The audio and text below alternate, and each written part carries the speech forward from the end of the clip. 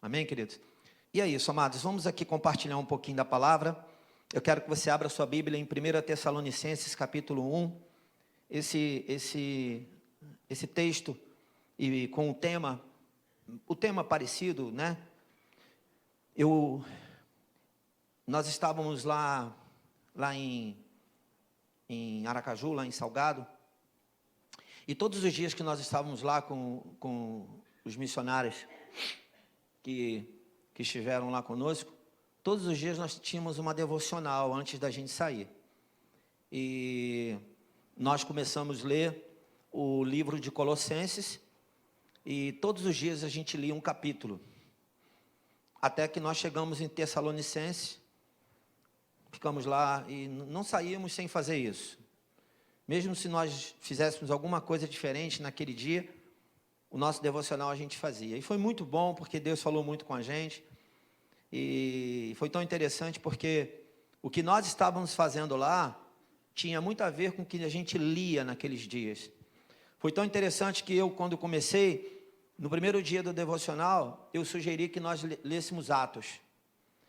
E aí, a Luísa, que estava lá conosco, ela lembrou que num outro momento, numa outra viagem missionária, que ela também estava, nós já tínhamos lido Atos.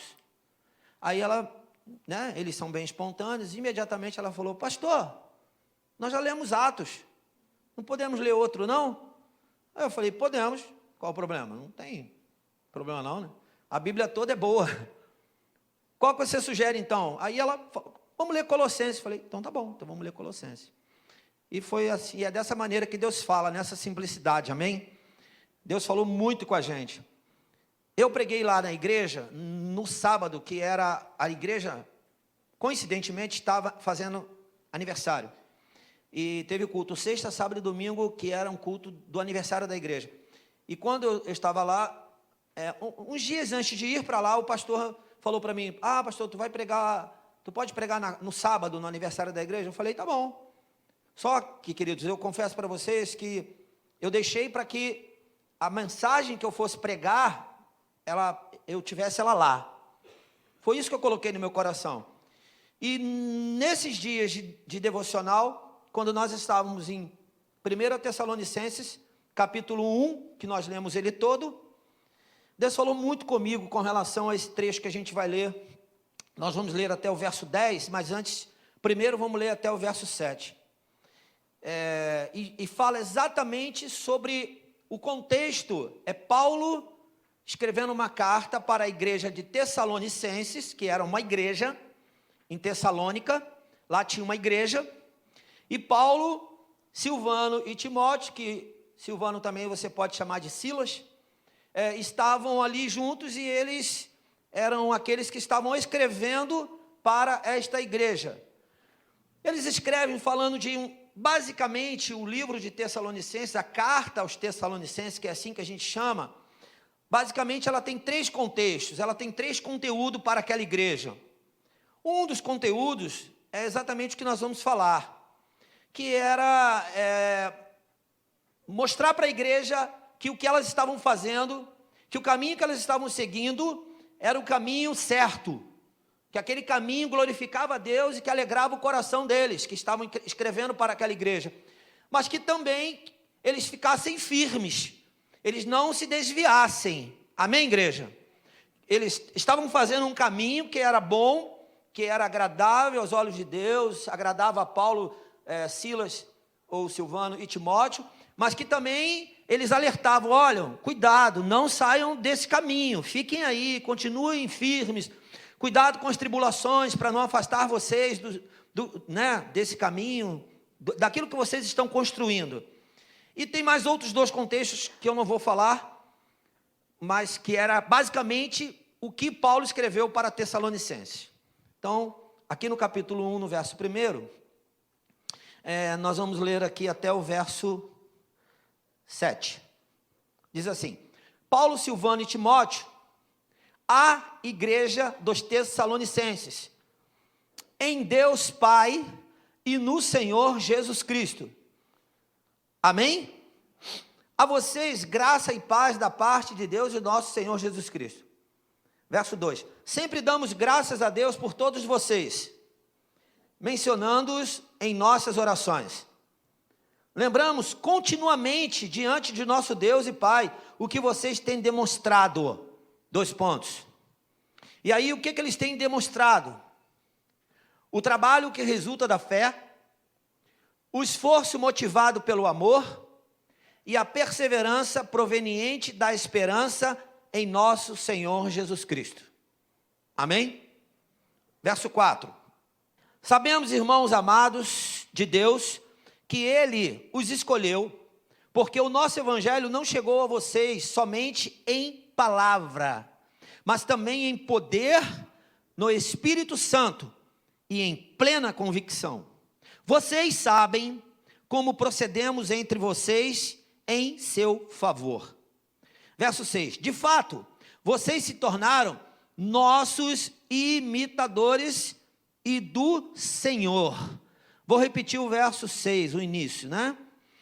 De fato, vocês, quem? Os tessalonicenses, se tornaram nossos imitadores. Imitador de quem? De Paulo, de Silvano, ou Silas e de Timóteo. E do Senhor.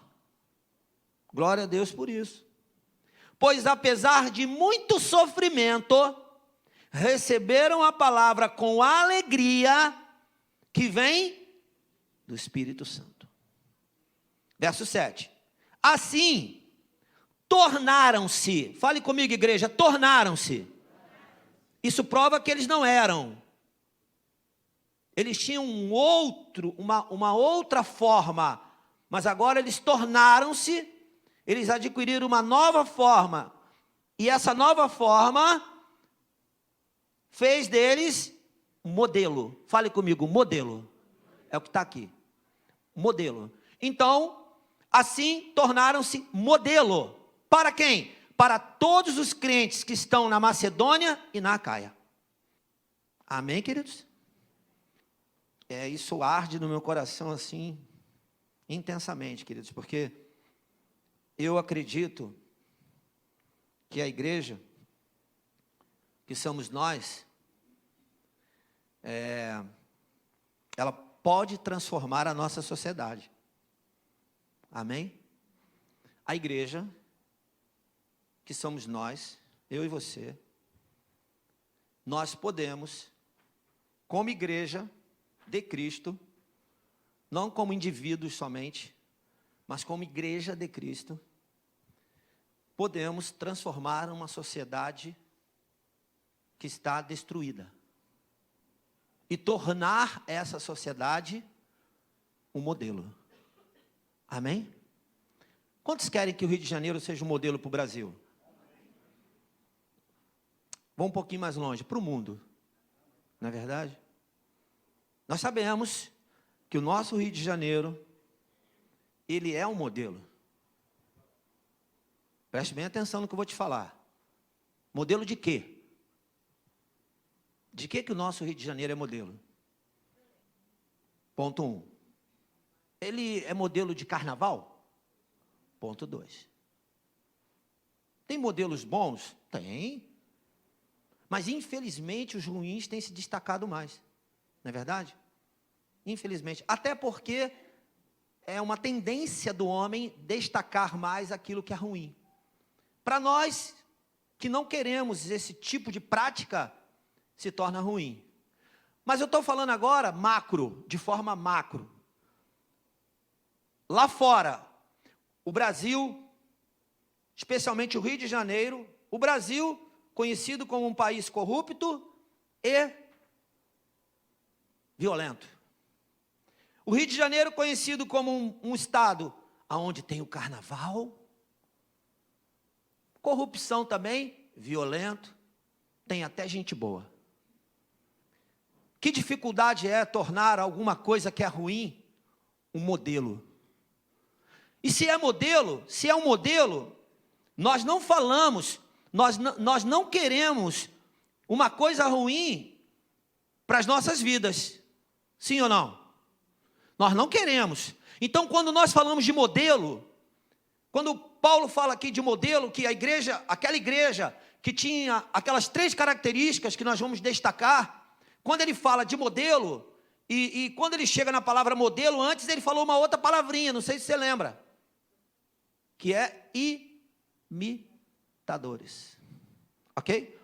Mas ele chega na palavra modelo. Quando ele fala isso, o que nós entendemos, nós aqui, seres humanos mortais, é que aquele modelo, essa palavra modelo está ligada ao quê? A alguma coisa boa, e não um modelo ruim, na verdade? Então, quando ele usa a palavra, então nós vamos destacar a palavra modelo aqui nesse contexto, como algo bom que Paulo, Silas e Timóteo destacou na vida daquela igreja em Tessalônica. Então, eu quero te fazer uma pergunta. É possível, o contexto aqui que eu vou falar com você, tem muitas perguntas, tá? Dentro do esboço que eu fiz aqui, tem algumas perguntas. Então, hoje, o que eu vou aqui falar contigo consiste em fazer algumas perguntas. A primeira pergunta que eu quero fazer é: existe igreja perfeita? Sim ou não? Não? Bem, vamos lá. Quem é a igreja que eu estou falando aqui? Se ainda fosse essa estrutura aqui, eu vou dizer para você uma coisa: ainda assim tem coisa aqui que não está perfeito, que a gente pode melhorar. Essa parede aqui, não sei se vocês estão vendo daqui do canto é difícil, mas essa parede que está aqui, ó, a gente fica tenso porque a gente quer ajeitar ela, mas ela tem uma umidade nesse canto aqui, e que basicamente ela pega daqui para lá, e vai até lá no canto, até lá onde era a antiga sala azul. Então a gente trabalha constantemente para tentar resolver isso. Essa semana, 3 semanas, 2 semanas, 3 semanas atrás, a gente tirou uns vazamentos aqui em cima. A gente fica lutando aqui para poder deixar a coisa ajeitadinha. Mas aqui tem uma infiltração constante, se você perceber, está cheio. Se a gente bater ali, a gente descasca. Então nós estamos já trabalhando para tentar ajeitar, já ajeitamos um pedacinho, fica diferente, porque é textura. Esse lugar aqui, apesar de bonitinho, de confortável, cadeiras bacanas e uma estrutura que a gente trabalha diariamente para poder manter ela, ainda assim tem defeito. Tem coisas que tem que ser feitas para ficar perfeito. Amém? Então eu dei esse exemplo para agora chegar num outro exemplo, que sou eu e você. Então essa igreja, que chamamos igreja também, estrutura física, não é o nosso foco principal. O nosso foco principal e o foco que Paulo chamou a igreja de Tessalônica de modelo, e disse que eles eram imitadores, era o foco das atitudes, do comportamento, daquelas 3 características que já vamos voltar nela. E eu lhe fiz uma pergunta: existe igreja perfeita? Que igreja? Essa igreja que Paulo olhou em Tessalônica e disse, é um modelo. A minha pergunta é: existe igreja perfeita? E nós respondemos, não. Mas que igreja é essa que Paulo falou? Não é a estrutura física, e eu já falei para você que na estrutura física também não é perfeito. Então Paulo estava falando, e a pergunta cabe aqui nessa manhã, para mim e para você: se não existe uma igreja perfeita, por que não existe? Porque a igreja que nós estamos falando, sou eu e você. Ou você vai falar daí, sou eu e o pastor. Ok? Estamos entendidos? Nós estamos entendidos de que se não existe uma igreja perfeita, é porque nós ainda falhamos. É porque, apesar da Bíblia dizer que nós precisamos buscar o Senhor continuamente, até ser dia perfeito, mas a minha questão aqui não é essa. A minha questão é hoje ainda como estou, do jeito que estou, sem ainda ter um corpo glorificado, porque esse corpo eu vou ter quando eu estiver com o Senhor lá no céu, mas ainda como ser humano, dentro desse corpo mortal, com o espírito vivo, e vivo porque o meu espírito de homem está vivo, porque o Espírito de Deus habita em mim, e por isso ele está vivo, porque se ele não habitasse em mim, eu estaria morto. Confere comigo? Se o espírito do homem que está em mim e em você não tivesse o Espírito de Deus, nós estaríamos mortos. Então, se eu ainda hoje, desse jeito, corpo, alma e espírito, uns dizem que não, é só o espírito e a alma, mas nós cremos que é corpo, alma e espírito. Se esse conjunto aqui, essa trindade aqui, não anda direito, alguma coisa acaba saindo, desorganizando, se isso ainda não anda bem, não funciona bem, isso quer dizer que ainda existe uma igreja que não é perfeita. E esse somos nós. A igreja que não é perfeita. Agora eu quero te fazer uma outra pergunta. Existe uma igreja que pode ser um modelo? Agora fica fácil, né? Porque está aqui escrito. Existe uma igreja que pode ser um modelo. O que tem de diferente de modelo para perfeito? Eu entendo assim, não é igual. Modelo e perfeito não é igual. Mas eu entendo que quem constrói um modelo, e esse modelo é bom, ele está buscando o quê? A perfeição. Não é verdade? A gente vê hoje pela tecnologia. Qual é o objetivo de quem constrói a tecnologia? É que cada dia fique melhor, não é isso? Você vê um carro, né? Desde lá para trás lá, que quem andou de Fusca, de Brasília, eram os carrões. A Kombi, aquele carrão de transporte. Hoje a gente olha outros carros e fala, opa, qual é a diferença que tem? A diferença é o modelo. Ficou perfeito o carro de hoje? Não. O carro de hoje ainda não tem a perfeição que os construtores querem. Eles ainda vão trabalhar para ter mais perfeição. A questão é, deixa eu te falar uma coisa, tem jeito? A igreja que não é perfeita hoje, que somos nós, tem jeito, sim ou não? Tem jeito. E o jeito é bíblico, o jeito é exatamente como era a igreja de Tessalônica.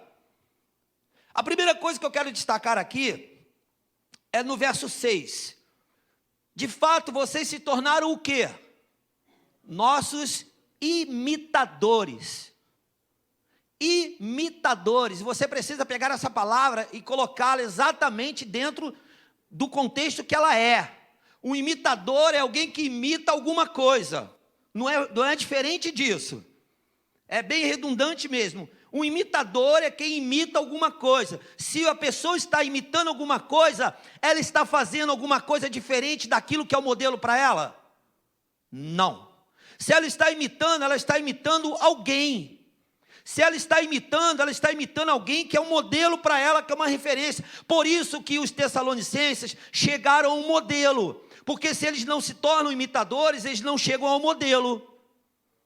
Deu para entender? Então, o primeiro caminho que precisamos nos perguntar, nos questionar é, sou um imitador? Porque ele está dizendo assim, vocês se tornaram nossos imitadores. Imitador de quem? De quem? Paulo, Silas e Timóteo. Deixa eu te perguntar uma coisa.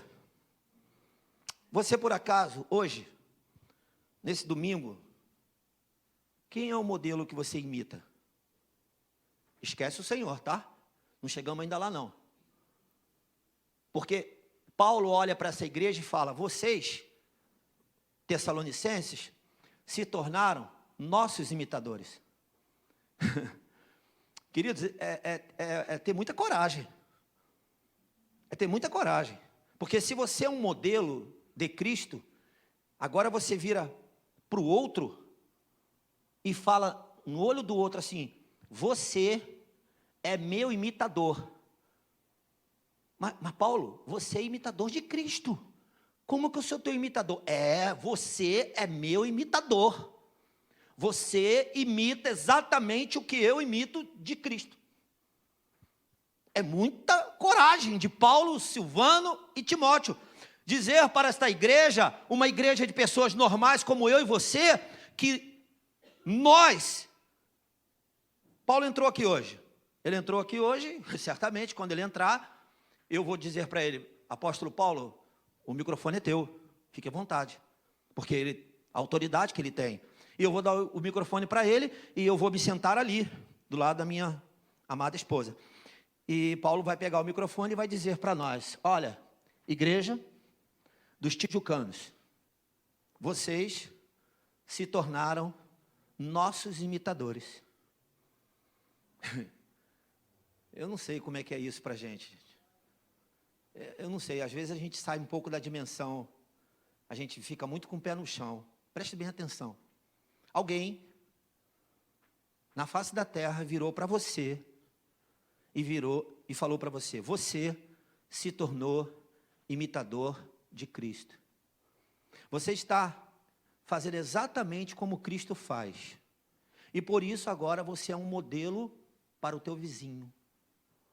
Você, igreja dos tijucanos, aqui nesse lugar, nessa cidade, nesse país, você se tornou um modelo de Cristo. Porque o fim aqui é que, porque eu imitei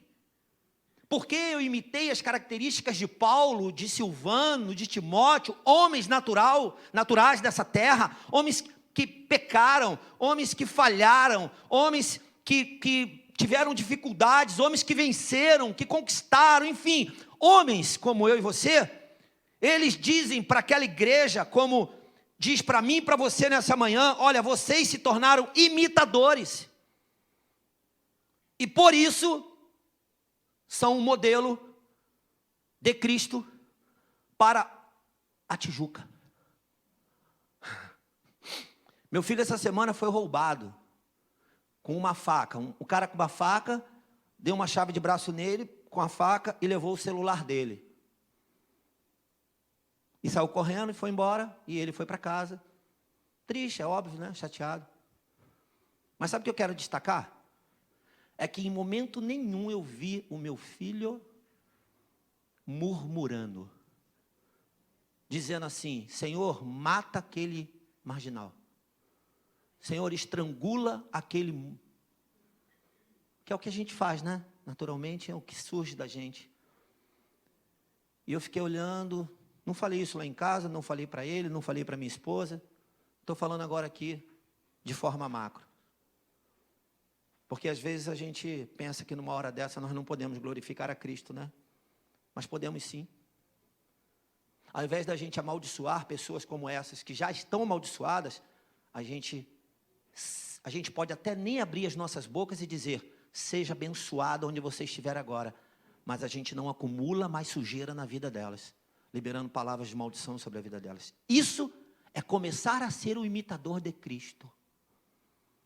Você não vê em momento nenhum, diante das dificuldades e tribulações que a gente passa, a gente não lutar de forma mesmo poderosa, para não liberar palavras que não são de bênção. Todas as vezes que você passa por alguma limitação, alguma dificuldade, virá em você, na sua alma, ainda corrompida pelo pecado, mas lutando para ser santificado em Cristo, ainda virá o sentimento de dizer, maldito seja você. Mas quando não fazemos isso, quando seguramos, quando ainda assim em pensamento pecamos e pedimos ao Senhor, Senhor, não deixa sair da minha boca isso e limpa meu coração, nós nos tornamos imitadores de Cristo. Ser um imitador de Cristo não quer dizer que você vai passar só por momentos bons e vai vencer todas as dificuldades. Não, os sentimentos virão sobre você, mas você vai lutar contra eles e declarar, seja abençoado em nome de Jesus. E uma palavra de bênção vai sair dos teus lábios sobre a vida do outro. Nós não podemos, como modelo, como imitador de Cristo, ser peso na vida de outras pessoas. Posso ouvir um amém? Não podemos. Mas nós podemos sim lutar para sermos imitadores de Paulo, de homens que fazem a diferença nessa sociedade. E eu perguntei a você, a quem você imita hoje? A quem você imita? Isso é desafiador fazer essa pergunta para mim e para você. Porque nós vamos ter que ter modelo nessa terra. E o modelo dessa terra vai apontar para Cristo. Aí você pode pensar, mas como que eu vou imitar alguém se tem tantos defeitos? Paulo, Silas e Timóteo também tinham. Mas sabe o que as pessoas resolveram fazer? Olhar para as qualidades deles e prosseguir de fé em fé. Sabe o que acontece? É que às vezes nós temos a tendência a olhar só para os defeitos e ficamos parados neles. A Bíblia diz que eu tenho que andar de fé em fé e ter um modelo para seguir. Quando eu olho para o meu modelo falhou, a quem eu imito falhou, eu preciso olhar para Cristo e dizer agora, tem misericórdia dele, porque eu não vou abandoná-lo, eu vou continuar imitando a ele, porque ele caiu, mas ele vai se levantar. Você crê nisso? Porque a nossa tendência natural é pegar aquele monte de pedra, né? E nem tem ninguém para dizer para a gente, olha, quem não tem pecado, atire a primeira pedra. Nem vai ter ninguém, porque eu vou querer tacar a pedra. Eu vou querer acusar o outro. Eu vou querer apontar para o outro e dizer, olha, você que é culpado, você que é o responsável, você que limita a minha vida. Ninguém na face da terra pode limitar a sua vida, nem a quem você imita. Porque nós estamos falando aqui de um contexto bíblico. Nós não estamos falando de algo que nós estamos inventando. Paulo, Silas e Timóteo mandou uma carta, eles mandaram uma carta, em algum momento eles foram lá, em algum momento eles mandaram uma carta para essa igreja dizendo, vocês se tornaram nossos imitadores. Nós nem chegamos ainda quando Paulo fala para eles, e do Senhor, porque está ali escrito, e do Senhor. Aí tem um contexto. É fácil se tornar um imitador quando não tem sofrimento, quando não tem dor, quando não tem raiva, quando não tem vontade de matar o outro. É fácil se tornar um imitador. É fácil se tornar imitador quando não há conflito num casamento, quando não há diferenças, é fácil se tornar um imitador. Só que ele dá uma dica aqui para a gente. Apesar de muito sofrimento. Quantas vezes o sofrimento rouba da gente o prazer pela palavra? Uma outra coisa que eu quero perguntar para você. Como me torno um imitador?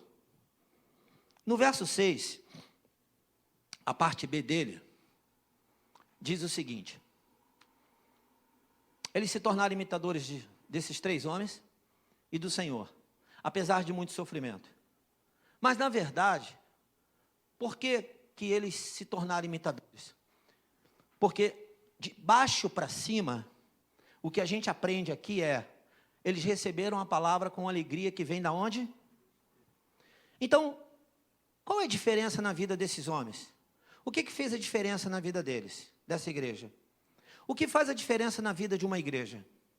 É quando essa igreja entende que tudo que ela precisa é da palavra. Ok? É quando você recebe a palavra e ela entra no teu coração e com alegria. E através do Espírito Santo. Se você quiser pegar a palavra que está sendo ministrada agora aqui, porque eu estou colocando algumas coisas para você, mas eu estou dentro de um contexto bíblico, da palavra, da Bíblia.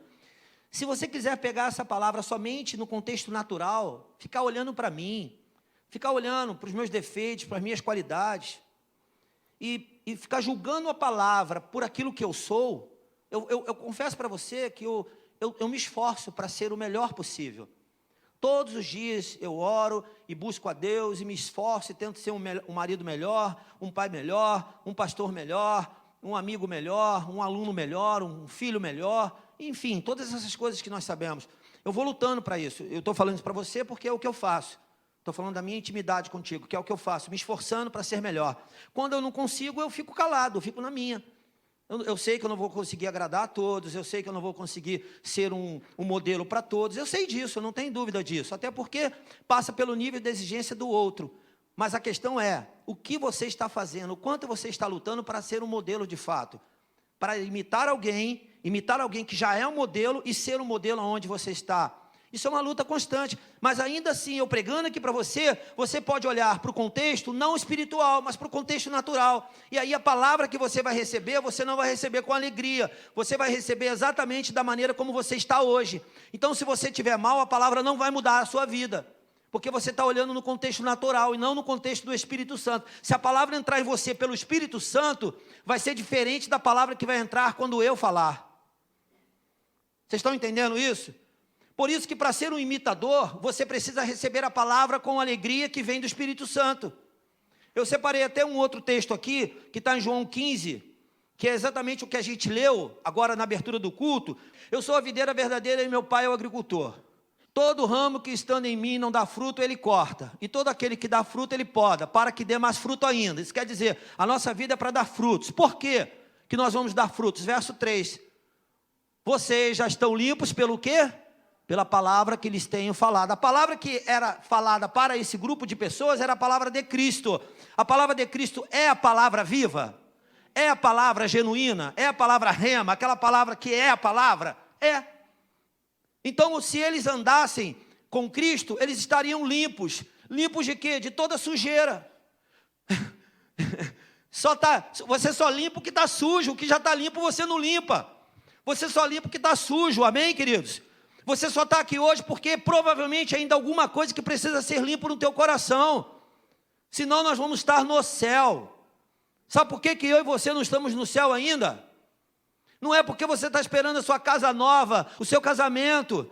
E aí casando, vem a casa, aí vem o carro, aí vem os móveis, vem tudo, e ainda vem o filhinho depois, e vem aquela família bonita. Não, você não está aqui por isso. Se você é crente de fato, você está esperando Jesus voltar, para ir para o céu com Ele. Agora, sabe por que nós ainda não fomos?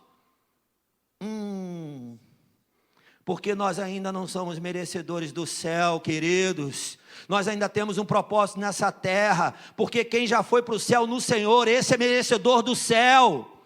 Não fica achando porque ele foi para o céu, e era porque aqui embaixo ele era uma carga negativa, não. Quem você lembra aí que já foi para o Senhor, e que era do Senhor, e que tinha uma vida reta com o Senhor? Ele está muito melhor do que eu e você. Nem dívida ele tem. Nós temos. Nem família para cuidar ele tem, nós temos. Casa para arrumar ele não tem, nós temos. Alegria eterna ele tem, nós não temos. O grande problema é que há uma expectativa na gente ainda de querer ser alguma coisa e ser alguma coisa. E aí aquilo que o pastor Ângelo fala muito aqui, é o prazer pelo prazer. Isso vai destruindo a gente. O outro texto, em 2 Tessalonicenses capítulo 2, do verso 13 a 14, fala de novo sobre estar limpo, sobre a palavra. Também agradecemos a Deus sem cessar, pois ao receberem de nossa parte a palavra de Deus, olha só, Paulo falando para a igreja de Tessalonicenses, vocês receberam a palavra de Deus, vocês a aceitaram não como palavra de homens, mas segundo verdadeiramente é, como palavra de Deus, que atua com eficácia em vocês, os que creem. Amém? Queridos, o que muda a nossa vida é a palavra. Não tem como, se a palavra não estiver em nós, nós vamos ser um modelo de quê? Se em nós tiverem outras coisas, murmurações, reclamações, enfim, um monte de outras coisas que nós podemos realmente pegar e colocar dentro do nosso coração, né? Nós vamos reproduzir o quê? Nós vamos ser a imagem de quê? Nós vamos ser modelo de quê? As pessoas vão olhar e vão falar, aquele ali é modelo, sim, de murmuração, não de Cristo. Para continuar aqui, que o tempo já está indo, outra pergunta, o que produzo quando me torno um imitador de Cristo? O que produzo, presta atenção, quando me torno um imitador de Cristo? Então eu sou um imitador, por ser um imitador eu me torno um modelo. Então eu sou um imitador, eu imito alguém, eu imito a homens que são modelos de Cristo, mas eu imito o Senhor também, porque se eu imitar só homens, eu vou falhar em algum momento. Agora, se eu imitar homens, e na medida que esses homens falharem, eu olhar e saber que eles são falhos, e agora eu olho para o Senhor e sei que o Senhor não é falho, eu vou consolidar a minha vida no Senhor, e vou continuar amando o meu imitador. O teu modelo, a quem você vai imitar, vai falhar. É muito fácil a gente tacar pedra. É muito fácil olhar para a esposa e falar, você está falhando, o nosso casamento está indo para ruínas. É muito fácil olhar para o marido e falar, o nosso casamento está indo para as ruínas por causa de você. É muito fácil dizer, pastor, essa igreja não está legal, não está boa, essa igreja, olha, ela tem problema, e eu acho que o culpado é você, pastor. É claro. Não tenha dúvida que nós vamos assumir a nossa responsabilidade. Agora, qual é essa responsabilidade de todos como igreja? Porque Paulo está falando para uma igreja, não está falando para um pastor. Paulo está falando para uma igreja, não está falando para uma liderança. Eu, Lúcio, acredito que por causa de eu ser um líder e liderar pessoas, eu não lidero parede, queridos, eu lidero pessoas. Eu até ajudo muito na manutenção dessa igreja. e me sinto feliz demais por isso, mas o que eu faço é liderar pessoas. E a pergunta é, como que eu estou? Qual o modelo que eu sou para liderar pessoas? Pessoas que se colocaram na condição de achar, de ver em mim um modelo e querer me imitar. Não diga para mim que você é meu discípulo se você não me imita. Isso é uma grande mentira. Não existe discípulo que não imita o seu discipulador. Não existe. Você pode dizer eu te amo, você é bacana, você é muito legal, mas eu vou fazer diferente do que você faz. Não é discípulo. E não está em conexão com a mesma igreja. Se você está aqui e você não está aqui, reveja o teu coração, porque se você está aqui, você precisa estar aqui. E imitar o que é daqui. Ah, mas pastor, tá vendo aqui essa caixa aqui, ó? Ela está errada aqui nesse lugar aqui. Tu entende disso? Entendo, pastor. Então vem cá, chame o Igor, que é do som, e fala para o Igor, essa caixa está errada aqui. E prove para ele que está errada. E seja um modelo para corrigir a posição da caixa. Agora, tacar pedra onde você não pode colocar um tijolinho para levantar a parede, não taque. Se você não é modelo, não taque em pedra ninguém. Seja primeiro um modelo, porque aí você nem vai tacar pedra. Sabe o que você vai fazer? Você vai dar amor para esse. Olha, a gente evita pregar muito tempo, mas eu queria dizer para você que eu queria poder ter mais tempo nessa manhã para continuar pregando. Eu vou respeitar o horário, tá?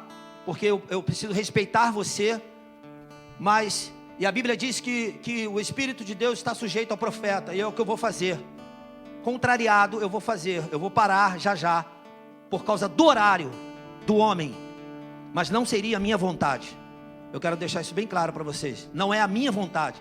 A minha vontade era continuar pregando. Mas como a gente sabe que a gente está impregnado de tantas coisas, de tantas situações, né? Enfim, você sabe o que eu estou falando. Mas ore por mim, porque eu não quero sair daqui contrariado e nem contrariando você. Porque o que a gente tem aqui é muito mais poderoso do que qualquer almoço que nós poderíamos comer daqui a pouco. Amém? Então eu tenho apenas 3 minutos para terminar o culto. E eu só quero mostrar para você isso aqui. Lembramos continuamente diante de nosso Deus e Pai o que vocês têm demonstrado. E alguém tem demonstrado, alguém tem sido modelo nessa igreja, naquela igreja. E é o que nós queremos, é o que nós desejamos, é ser um modelo. Nós queremos ser um modelo. É tudo que nós queremos, na verdade é isso. É o que eu e você desejamos, é ser um modelo, é ser uma referência, pelo menos para os da nossa casa. Eu fico muito feliz quando eu sou um modelo, pelo menos para minha casa, pelo menos para meus filhos. A semana minha filha virou para mim e falou: pai, eu elogiando ela por um feito dela, ela falou assim: que bom, pai, foi você que me ensinou desse jeito, foi você que me ensinou desse jeito. Eu glória a Deus por isso. Pelo menos isso eu quero ser um modelo. Mas essa igreja aqui, ela tinha uma referência poderosa. 1 Coríntios capítulo 13, verso 13, fala lá no final daquele texto que fala sobre o amor. Você lembra o que fala lá no finalzinho, no verso 13? De que a única coisa que vai ficar é, fale comigo, a fé, a esperança e o amor. E de todas essas, qual que vai ficar mesmo? O amor. E é exatamente o que é a igreja de Tessalonicenses. E é exatamente a igreja que nós queremos ser como tijucanos.